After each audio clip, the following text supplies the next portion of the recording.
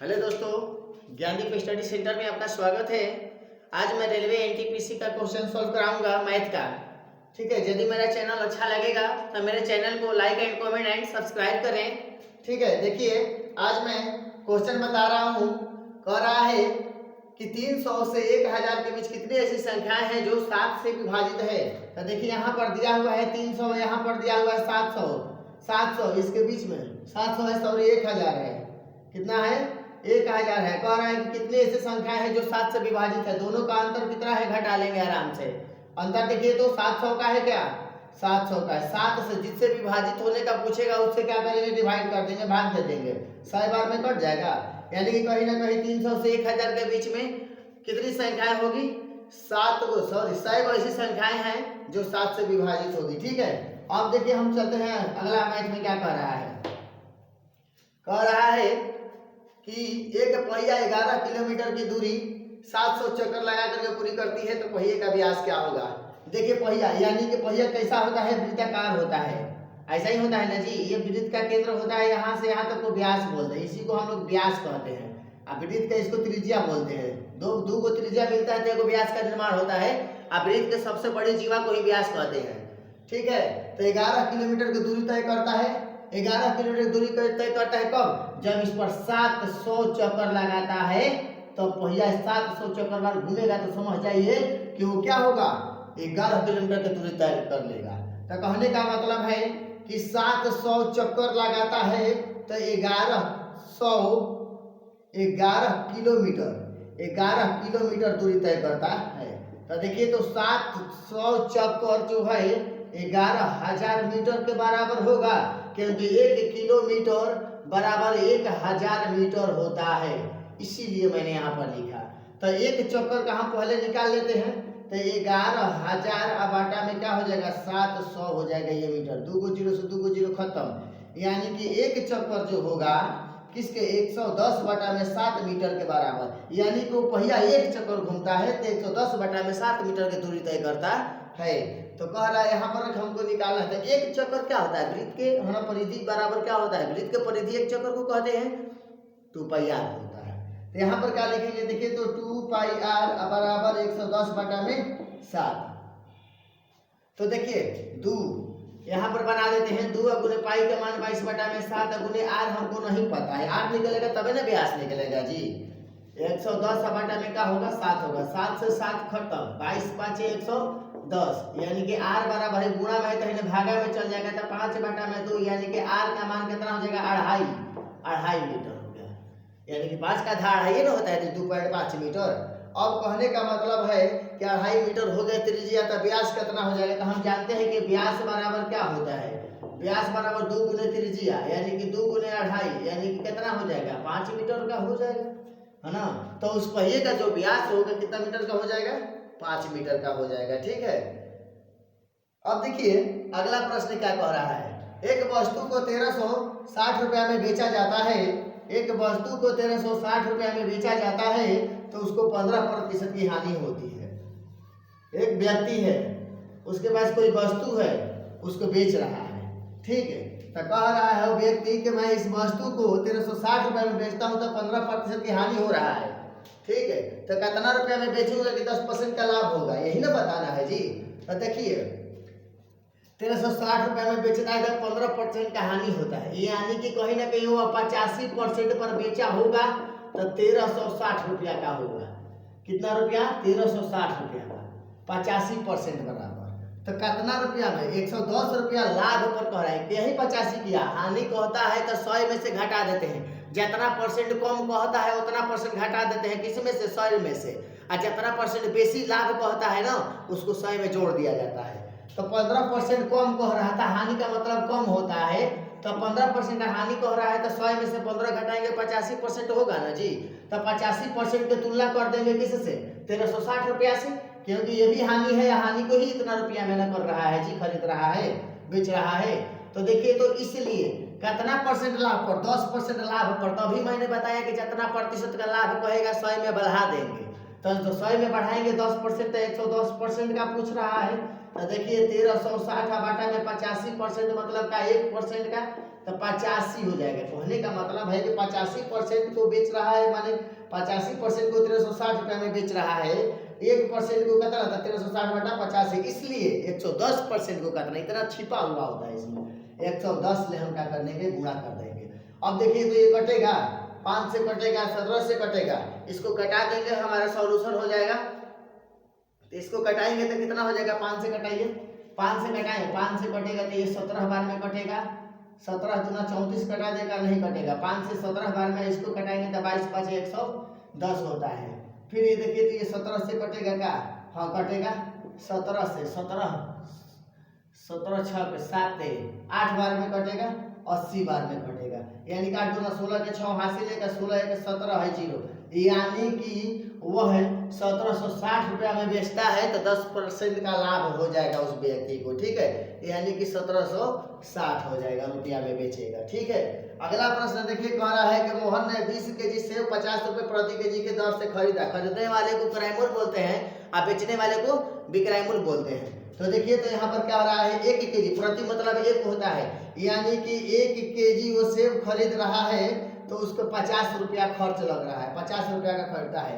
तो कितना केजी खरीदा हुआ है, इसलिए 200 केजी खरीदा है, तो 20 केजी खरीदा हुआ है, तो 50 गुने 20 बराबर कितना रुपया हो जाएगा। देखिए तो ये कितना रुपया हो जाएगा, यानी कितना रुपया में खरीदा होगा टोटल, तो 5 दूना 10, यानी कि कहीं ना कहीं 1000 रुपया लगा होगा, है कि नहीं है। अरे 1 किलो का दाम है 50 रुपया, अब 20 किलो खरीदता है तो खरीदने वाले को क्रयमूल्य बोलते हैं, कॉस्ट प्राइस सीपी, यानी कि खरीदा है कितना रुपया का। देखिए तो यानी कि 1 केजी का दाम है 50 रुपया, तो 20 केजी का दाम तो 50 गुने कितना हो जाएगा, 20 होगा, यानी कि 1000 रुपया में वो खरीदा होगा। 5% का हो गया, सड़ गया। अरे भैया हम खरीदे थे 20 केजी, जेवना में 5% सड़ गया था, 20 केजी का 5% मतलब 5 बटा में 100, 20 5 100 या कट गया, यानी कि 1 केजी तो उसका सड़ गया है ना, 1 केजी सेव सड़ गया, तो बचा कितना केजी भाई, 19 केजी अभी उसके पास शेष बचा होगा, है ना, शेष अभी 19 केजी बचा होगा ना जी। तो कह रहा है कि जो शेष बचा हुआ है उसको 60 रुपए प्रति केजी की दर से बेच दे रहा है, तो उसका लाभ प्रतिशत क्या होगा, लाभ नहीं लाभ प्रतिशत। तो जो पूछता है लाभ प्रतिशत कहेगा तो लाभ निकालिए कि लाभ प्रतिशत निकलेगा, हानि प्रतिशत कहेगा तो हानि निकालिए कि हानि प्रतिशत निकलता है। तो देखिए तो 19 केजी को बेच रहा है, अब कहने का मतलब बचा है उसके पास 19 केजी, अब बेच रहा है, 1 किलो का दाम 60 रुपया है, ये सेलिंग प्राइस हो जाएगा। खरीदा है 1000 रुपया का, अब बेचा है देखिए कितना रुपया का, 19 केजी बचा हुआ है और 60 रुपये किलो बेच रहा है, तो 60 से गुणा कर देंगे ना जी, 1 किलो का दाम है 60 रुपया, तो 19 किलो का दाम कितना हो जाएगा।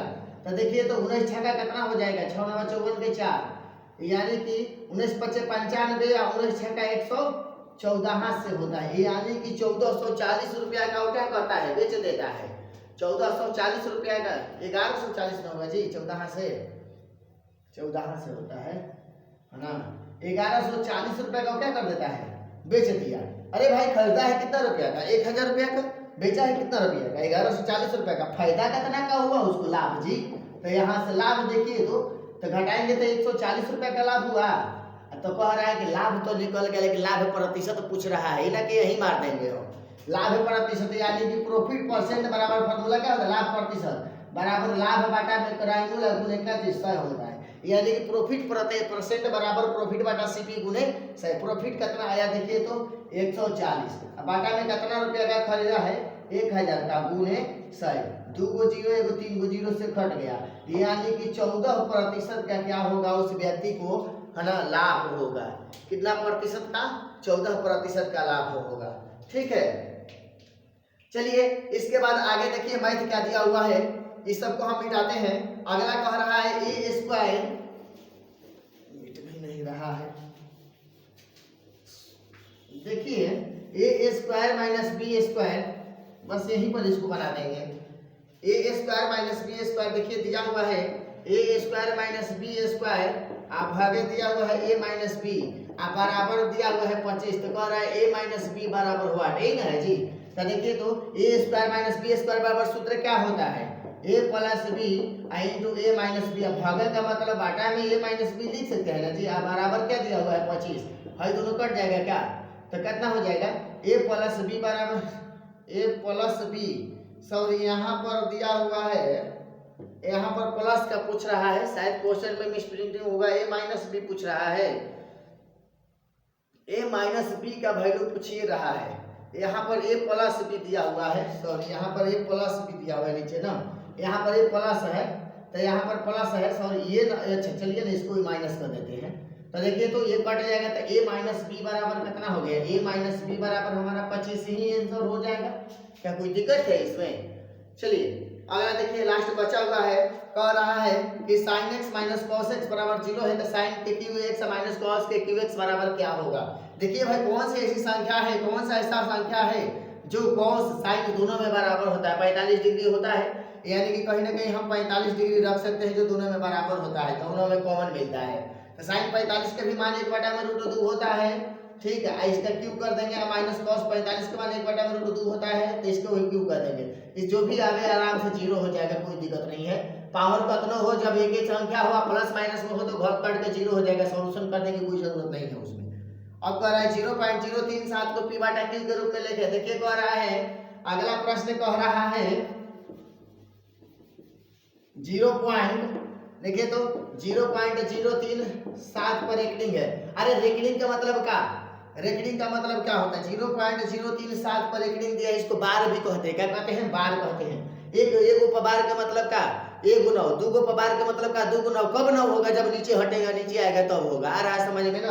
तो देखिए तो जिस पर रेकनिंग नहीं होता वो 0 होता है, तो 0.037 दिया, तो जितना संख्या दिया है संख्या लिख दीजिए, 3 7 ना संख्या मिल रहा है जिसमें, जिस पर रेकनिंग नहीं दिया होता है उसको घटा दिया जाता है। तो देखिए किस पर रेकनिंग नहीं दिया हुआ है, 3 पर घटा दिए। अब देखिए एगो पर रेकनिंग है ना जी, तो एगो पर रेकनिंग हटेगा तो एगो नीचे ना होगा, और जो पर रेकनिंग नहीं है उसको क्या करते हैं, उतना 0 नीचे बैठा दिया जाता है, घटा दीजिए। तो इसको तो 37 में से 3 को घटेगा, को बचेगा, 34 3 37 होता है, बटा में 90, इसको घटा दीजिए, 17 दूना 34 और 45 दूना क्या होता है 90, यानी कि कहीं ना कहीं 17/45 हमारा क्या हो जाएगा आंसर। लेकिन यही कोई कहेगा कि 2 प्लस है ना, इसको देखिए एक क्वेश्चन और हम बता देते हैं किस टाइप का।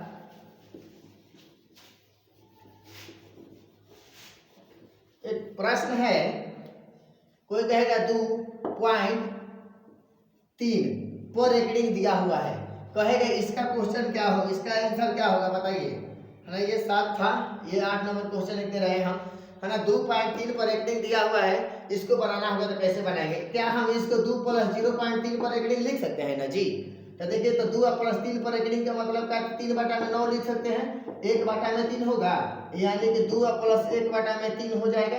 तो इसको क्या करेंगे, 3 दूना 6, 3 दूना 6 एक कितना हो जाएगा 7/3 हमारा पी बटा क्यू के रूप में आ गया कि नहीं आ गया, यही तो दिखाना है, संख्या रेखा को पी बटा क्यू के रूप में दिखाने के लिए।